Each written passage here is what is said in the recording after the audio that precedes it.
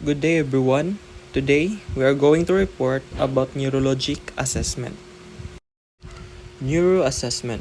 Here we have components of consciousness. Arousal, it is the eye opening. Awareness, aware of self and the environment with the ability to focus and interact. The patient is aware to its environment and has the ability to interact and communicate with other people. Here we have levels of consciousness. First is fully conscious, awake, alert, and oriented. In this level, the patient is fully active, aware of what is happening, and can interact with other people. Second, we have confused, disoriented to time, place, person, or situation, short attention span, poor memory, and easily withered. In this level, the patient is confused on what is going on around him. Third, we have lethargic, oriented with slow, sluggish speech and mental processes, responds appropriately. In this level, the patient is in a state of fatigue or sluggishness. And lastly, we have obtended, arouses to stimulations, respond with 1 to 2 words, follow one-step command to stimulation. In this level, the patient has lessened interest in the environment, slow response to stimulation, and tends to sleep more than normal with drowsiness. Here we have stuporous, lies quietly with minimal movement, responds only to vigorous and repeated stimulation, eye open or open eyes and respond to pain appropriately, makes incomprehensible sound. Comatose, on the other hand, sleep-like state with eyes closed, does not respond appropriately to bodily or environmental stimuli. It has no verbal sounds. In this stage, the patient is in a state of prolonged unconsciousness that can be caused by a variety of problems like traumatic head injury, stroke, brain tumor, and so much more. Language and speech, assessed together, located in the dominant hemisphere, left in most, including lefties. Left, it is where written and spoken languages, reasoning, number skills, scientific knowledge, right hand control. While on the other hand, right, inside the 3D forms, art, awareness, imagination, music awareness, and also left hand control. Here we have aphasia, a disorder in processing language. It is a disorder caused by damage in a specific area of the brain that controls language, expression, and comprehensions. A person is unable to communicate effectively with other people. Broca's aphasia, motor and expressive, unable to convert thoughts to words. People with Broca's aphasia have extreme difficulty forming words and sentences and may speak with difficulty or not at all. Wernicke's aphasia, on the other hand, sensory and receptive. Fluent speech, lacks content and meaning, does not understand spoken or written words, substitute other words or uses non-words, perseverates, not aware of speaking errors. Wernicke's aphasia, it is a disorder that makes it hard for you to understand words and also to communicate with other people. Here we have an example. A patient with Broca's aphasia might say, "Where is the book?" And a patient with Wernicke's might say, "Where is the paper of the cover?" Aphasia or global aphasia, both motor and receptive, non-fluent speech with poor comprehension and repetitive ability. Dysarthria, it is the loss of articulation, phonation, muscle weakness, or loss of breath control. In assessment of motor functions can be graded in patients able to obey commands as follow. 5 for normal strength or normal strength able to maintain the muscle contractions against examiner resistance. 4 for mild weakness or weakly or briefly able to overcome examiner resistance. 3. Able to support the limb against resistance but unable to overcome examiner resistance. 2. Can move the limb but unable to lift against gravity. 1. Flicker but no movement, and 0 for no movement. So in drift assessments, which indicates abnormal functions of the corticospinal tract or the upper motor neurons in the brain and the spinal cord that mediate voluntary muscle movement in the contralateral hemisphere. So to assess for drift, explain to your patient what he or she needs to do, depending on the patient's conditions, and ask him or stand or sit, and ask the patient to close his eyes or her eyes, then to stretch out both arms with the palms facing up. Let's move on to movements are purposeful or non-purposeful. Purposeful if picking at tubings or bed linen, scratching nose. So localizing, it is a movement toward or removing a painful stimulus. It must across the midlines and occurs in the cortex. And withdrawal is a pulling away from pain, occurs in the hypothalamus. Non-purposeful if do not cross the midline. So we have here a decorticate and decerebrate. Decorticate a reflex that causes bending of the arms and straightening of the legs, and decerebrate a reflex that causes straightening of the arms and legs. Apraxia is a neurological disorder characterized by inability to perform learned movements on command, even though the command is understood and there is a willingness to perform the movement. Both the desire and the capacity to move are present, but the person simply cannot execute the act. And patients with apraxia cannot use tools or perform such acts as tying shoelaces or button shirts. So we have the ideational apraxia is the ability to create a plan for a specific movement. I mean the inability to create a plan for a specific movement. And we have the idiomotor apraxia is the inability to carry out a command from the brain to mimic limb or head movements performed or suggested by others. And there is also apraxia of speech, also known as acquired apraxia of speech, verbal apraxia, or childhood apraxia of speech. It is a speech sounds disorder. Someone with this has a trouble saying what he or she wants to say correctly and consistently. And it is a neurological disorder that affects the brain's pathways involved in planning the sequence of movements and involved in producing speech. The brain knows what it wants to say but cannot properly plan and sequence the required speech sounds movement. Next is the dressing apraxia. It's usually associated with a posterior parietal lesions, especially involving the right hemisphere. So if there is a deficit exclusively involving dressing the left side of the body, this would likely be a manifestation of hemineglect. So therefore, errors attributable to dressing apraxia include inability to orient the garment correctly, to align it correctly to the body, and to properly introduce the arms or legs into the sleeves or trousers. Let's move on to cerebellar testing. How do you perform a cerebellar test?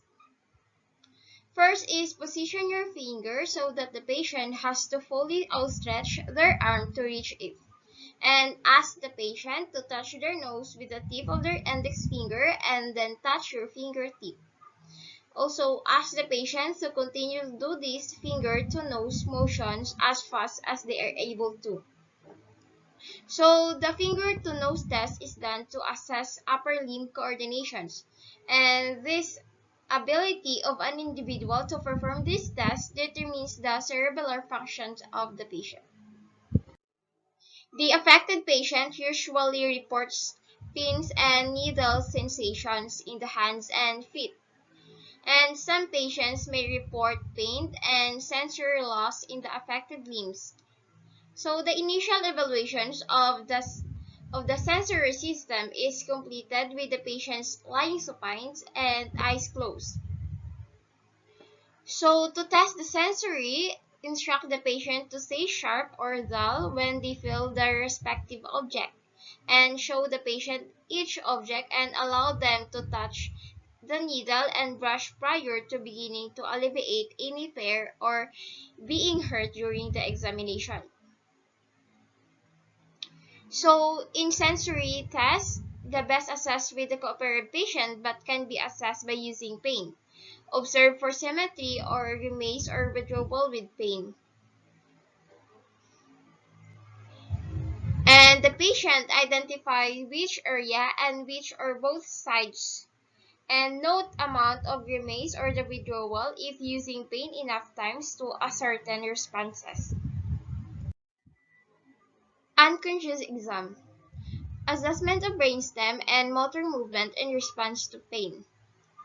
You have to observe breathing pattern and position in bed, and movement of the extremities prior to stimulating patient. So, to determine if the patient is unconscious and able to follow command, you can use the Glasgow Coma Skills to test the eye opening or the best motor response and the best verbal response. And also note for hemodynamics prior to starting exam, and use the least amount of stimulus.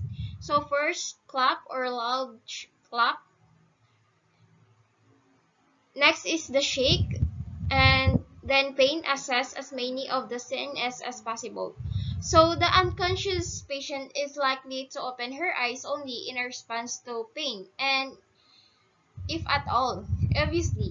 And you can test her verbal response at all. Next is the cranial nerves. So some cranial nerves will not be testable. So in assessing the cranial nerves, assess pupil size and reaction, stimulate eyelashes, note any slight blink, and open eyelids and observe positions of eyes and whether eyes are stationary or roving. Also assess for the blink to treat from center and all sides. Test corneal reflex by lightly touching with wefts of cotton, and observe for facial symmetry, and assess gag by touching each side of pharynx and noting movement. Next is the motor movement and muscle tone. For movement, observe for purposeful or non-purposeful movements, spontaneously or in response to pain. And also note for the posturing. So in tone, lift arm 12 to 15 inches off bed and drop. A rapid drop signifies a coma, and a slow drop signifies consciousness. And also assess legs by flexing knees while keeping heels on bed, and release the knees. So the leg will externally rotate and drop rapidly. So a normal leg extends to bed. So we have here abnormal reflexes. First is the Babensky. It is the initial inflection of grade 2 in response of stroking of soul. So upgoing toe is an abnormal for adult. Babensky reflex is also one of the normal reflexes in infants. Reflexes are responses that occur when the baby receives a certain stimuli, and the Babensky reflex occur after the sole of the foot has been firmly stroke. So the big toe moves upward or toward the top surface of the foot, and the other toes fan out. So we have here the graphs. It is an involuntary graphs in response to stimulation of palm, and it is abnormal in an adult. So the graphs reflex is an involuntary flexions adduction movement involving the hands and the digits. Next, we have the doll's eyes. It is the impairment of eye movement to opposite side when head is turned. So it is damage to brainstem and no movement if loss of brainstem. We also have neurohemodynamics. So hemodynamic test is used to check your blood circulation and to see how well your heart is working. It is done using nuclear imaging, and you may also hear the test referred to as the technetium or the hemodynamic test. That's all. Thank you. Assessment in cranial nerves. CN1 olfactory, smell, skip except in facial trauma. The olfactory nerve is the cranial nerve. It is the sensory nerve that functions for the sense of smell. Olfaction is phylogenetically referred to as the oldest of senses. It is carried out through fascia visceral apparent nerve. The cranial nerve 2 is the optic, the vision, count, fingers, or movement in all quadrants and periphery in each eye.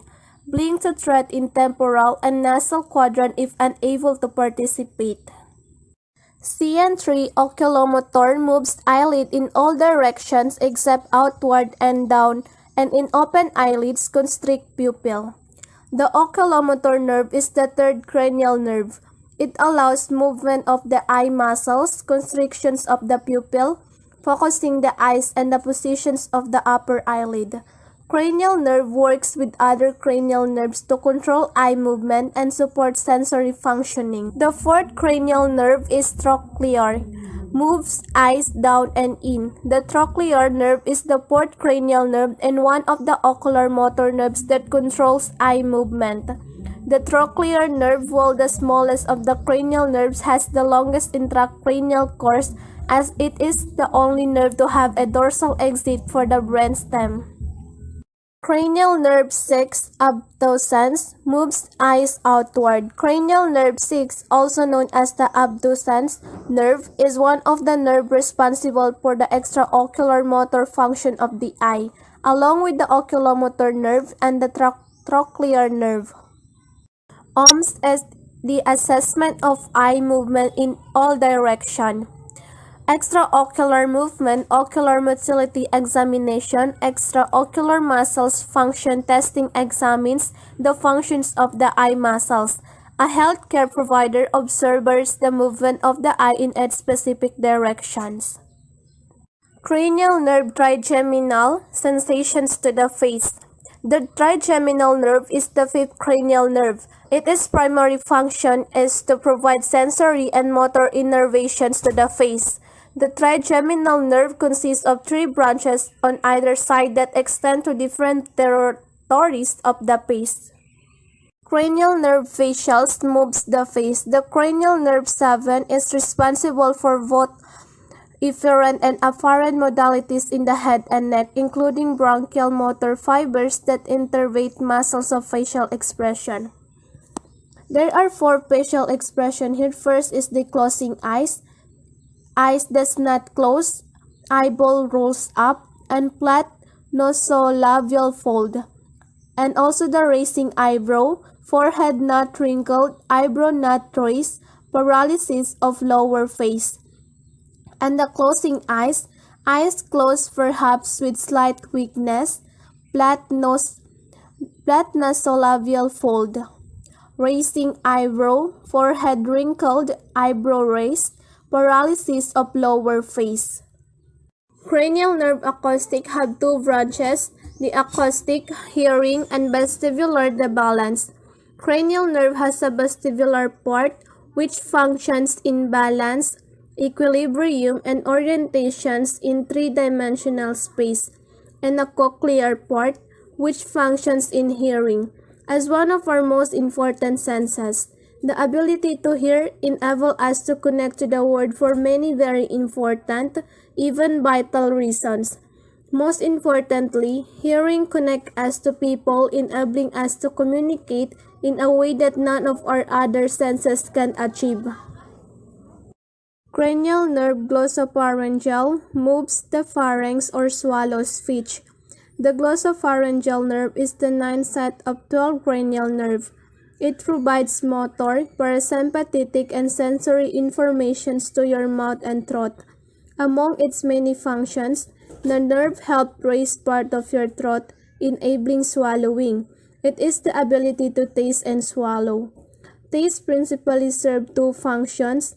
It enables the evaluations of foods for toxicity and nutrients while helping us decide what to ingest, and it prefers the body to metabolize foods once they have been ingested.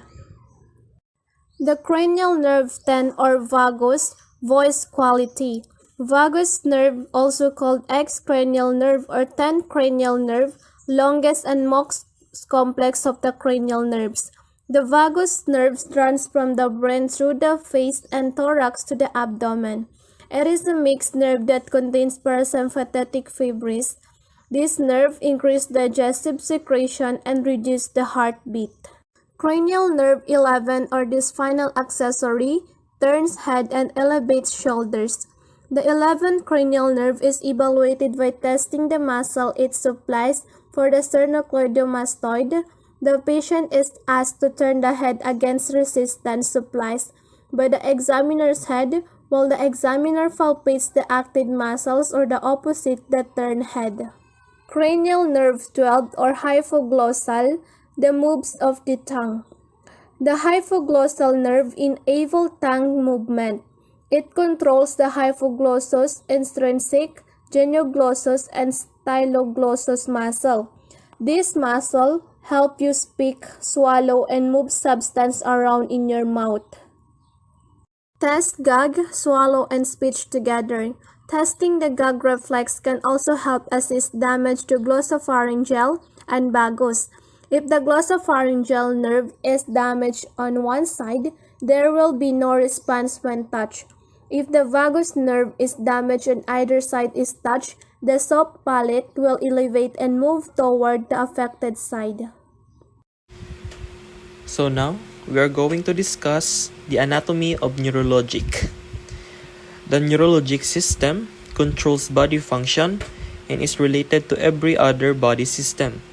It's divided into central nervous system, the peripheral nervous system, and the autonomic nervous system. As you can see on the right side, here we have the lateral view of our head and its parts. First, here we have cerebrum. It controls ability to think and reason. Enclosed by three meninges, the dura mater, arachnoid mater, and pia mater. Next, here we have the thalamus. It relays station for sensory impulses. Brainstem, it controls the heart rate and rate of our breathing. Cerebellum contains major motor and sensory pathways, helps maintain equilibrium, and controls muscle coordination. And lastly, we have the hypothalamus. It controls regulatory functions including temperature control, pituitary hormone production, and water balance. So now, here we have the central nervous system. The CNS, or the central nervous system, includes the brain and our spinal cord. These two structures collect and interpret voluntary and involuntary motor and sensory stimuli. Here we have the brain. The brain consists of the cerebrum, or the cerebral cortex, brainstem, and cerebellum. The diacephalon, a division of the cerebrum, contains the thalamus and hypothalamus. The brainstem, which lies below the diacephalon, contains cranial nerves 3 through 12 and regulates automatic body function such as heart rate, breathing, and swallowing. Cerebral lobes and hemisphere. The cerebrum is divided into 4 lobes and 2 hemisphere. The right hemisphere controls the left side of the body, and the left hemisphere controls the right side of the body. So here we have the 4 lobes of our brain. First is frontal lobe. It is where the motor control of voluntary muscle, personality, concentration, organization, problem solving is located. Next, we have the temporal lobe. It is where the hearing and memory of hearing and vision are processed or located. Next is parietal lobe. Sensory areas for touch, pain and temperature, understanding of speech and languages, true expressions. And lastly, we have the occipital lobe. It is where the visual recognition, focus of the eye are located or being processed. Now, here we have the spinal cord. The spinal cord is the primary pathways of messages traveling between the peripheral areas of the body and the brain. It also mediates the sensory to motor transmission path known as the reflex arc.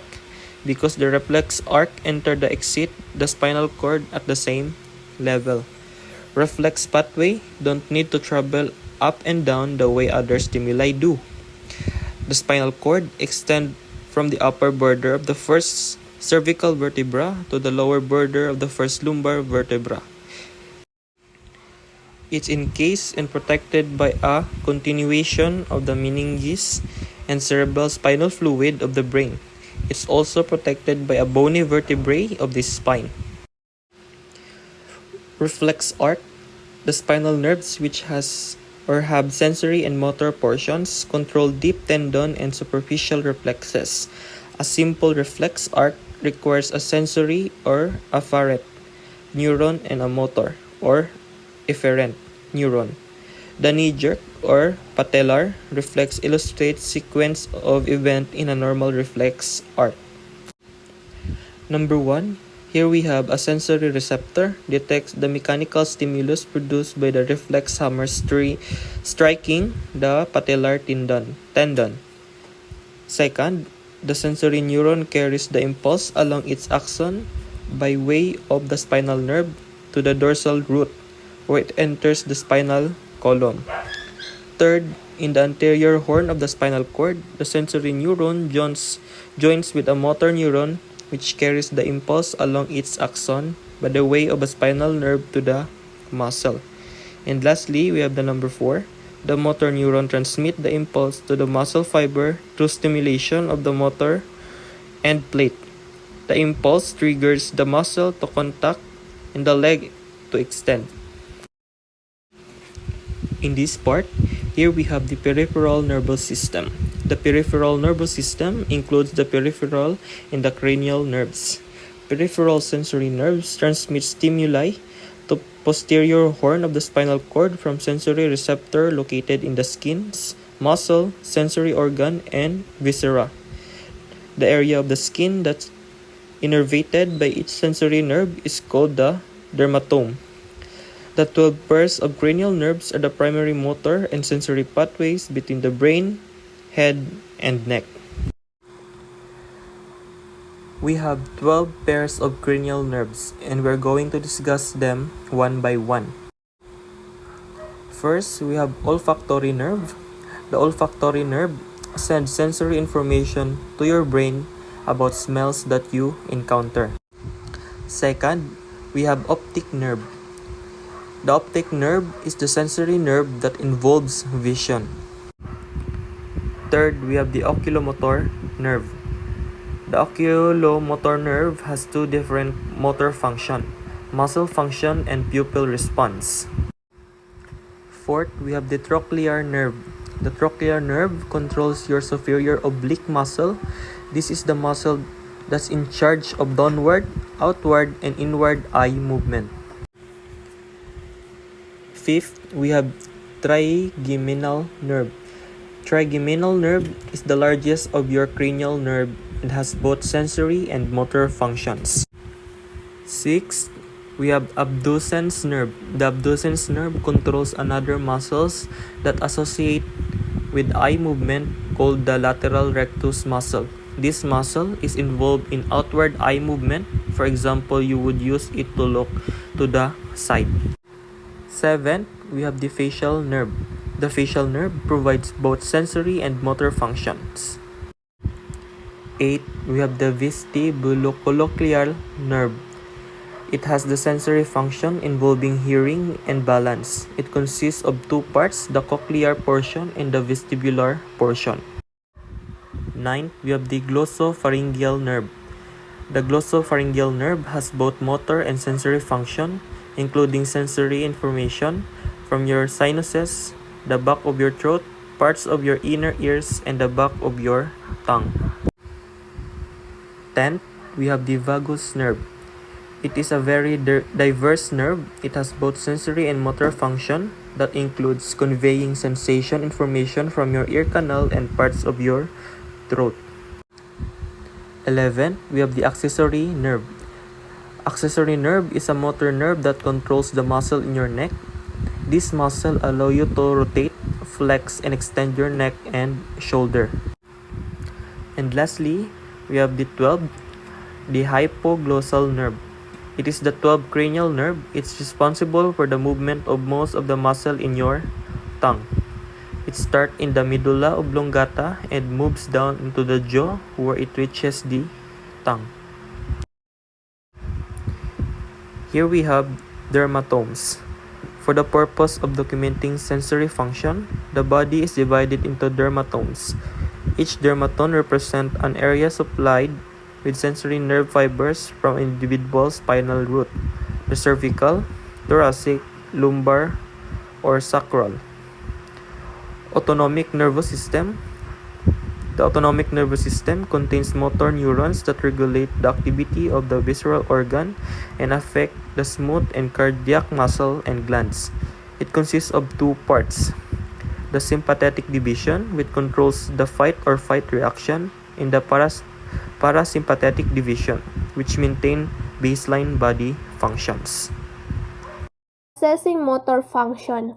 To assess motor function, inspect the muscles and test muscle tone and strength. Also conduct cerebellar testing because the cerebellum plays a role in smooth muscles movement, such as tics, tremor, and fasciculations. Muscle tone. To test arm muscle tone, move the patient's shoulder through passive range of motions or ROM exercises. You should feel a slight resistance. Then let the arm drop to the patient's sides. It should fall easily. To test leg muscle tone, guide the hips through the passive ROM exercises. Then let the leg fall to the bed. The leg shouldn't fall into an externally rotated position. In the muscle strength, observe the patient's gait and motor activities, then ask him to move major muscles and muscles group against resistance. Cerebellum. If the patient can sit and stand without support, observe him as he walks across the room, turns and walks back. Note imbalance of abnormalities. A wide waist and steady gait indicate cerebellar dysfunction.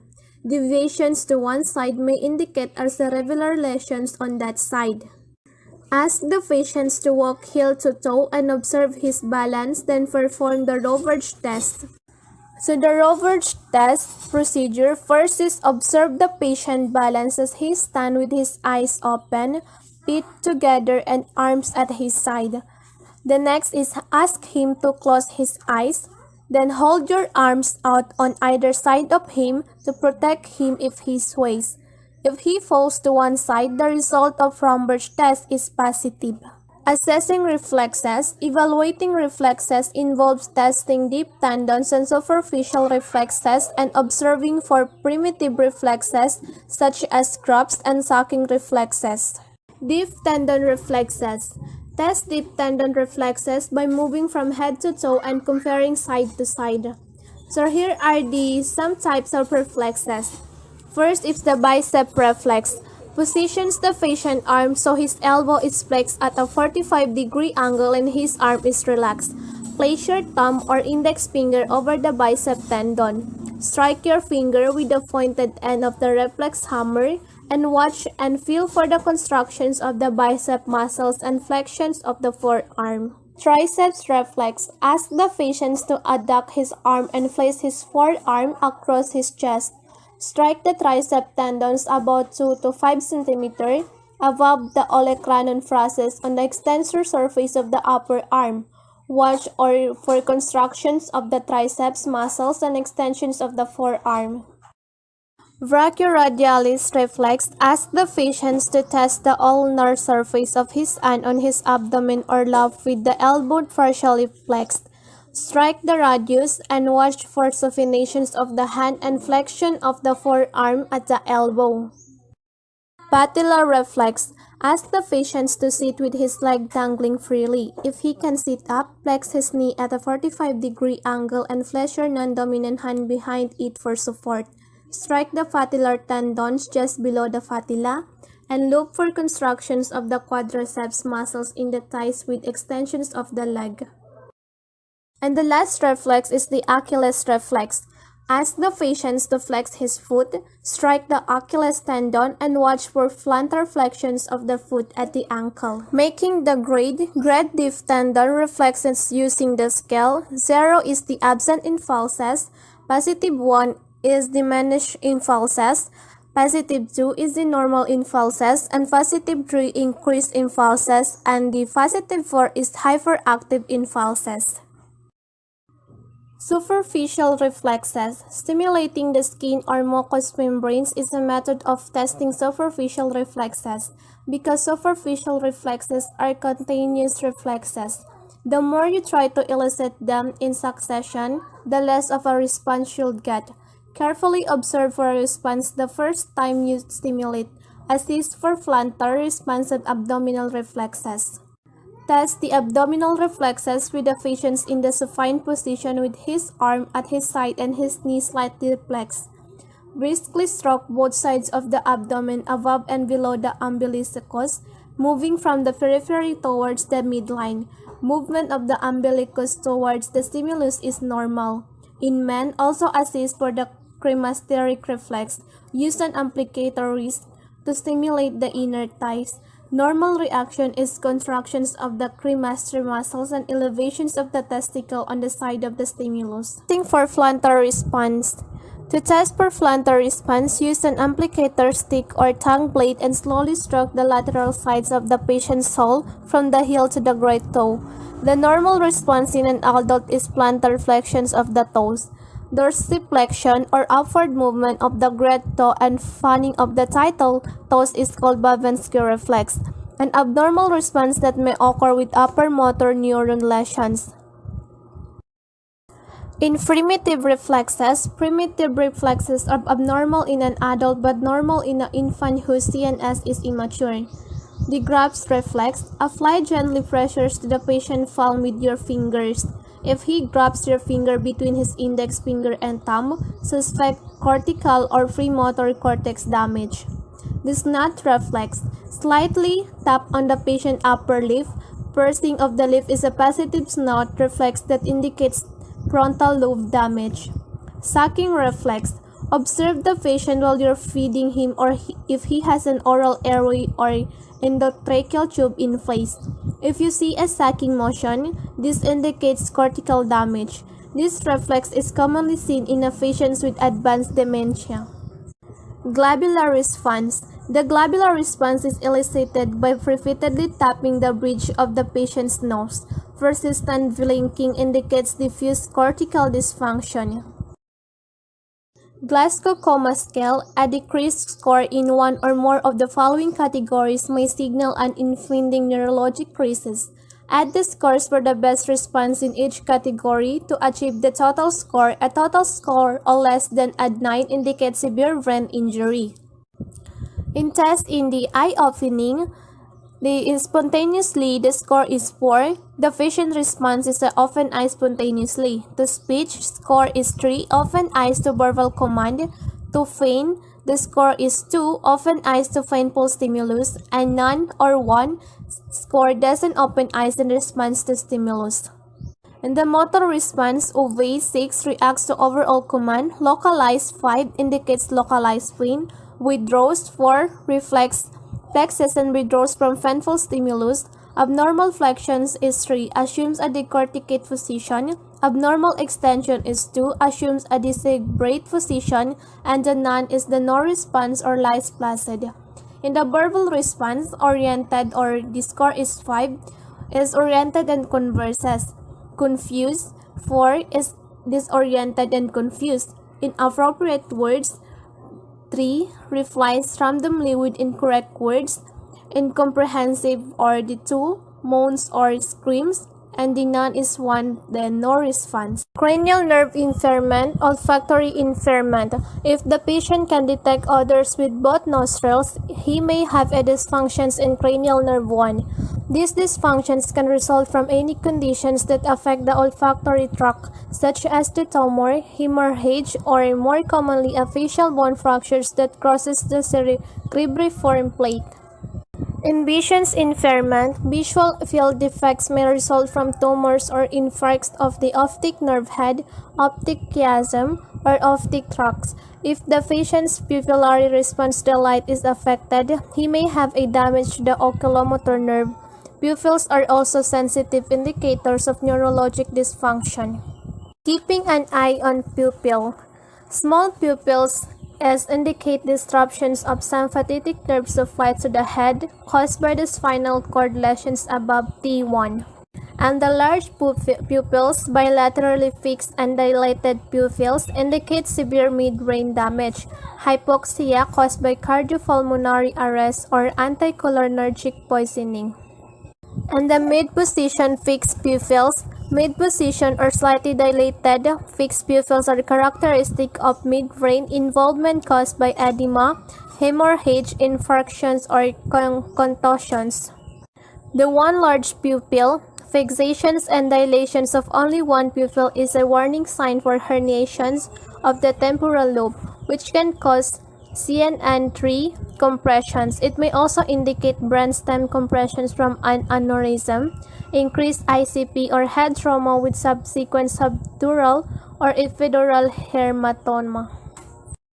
As you can see in the picture is the areas of the brain affected by aphasia. You can see it's the frontal lobe, parietal lobe, Broca's center, Wernicke's center, temporal lobe, occipital lobe, brainstem, and cerebellum. So what is aphasia? So aphasia is a speech disorder caused by injury to the cerebral cortex. Abnormal gaits. Gait abnormalities may result from disorder of the cerebellum, posterior columns, corticospinal tract, basal ganglia, and lower motor neurons. So here are the spastic gait, stiff foot, dragging walk caused by unilateral leg muscles hypertonicity. And the scissor gait, abductions of thighs with each step causing knees to hit or cross in a scissors-like movement, result from bilateral spastic paresis. The propulsive gait, stop bridges posture, cardinal signs of advanced Parkinson's disease. The staffage gait results from foot drop usually caused by the lower motor neuron disease, which cause outward rotations of hip and exaggerated flexions of knee. Toes hit ground first producing an audible slap. In waddling gait, distinctive duck-like walk result from deteriorations of the pelvic girdle muscles.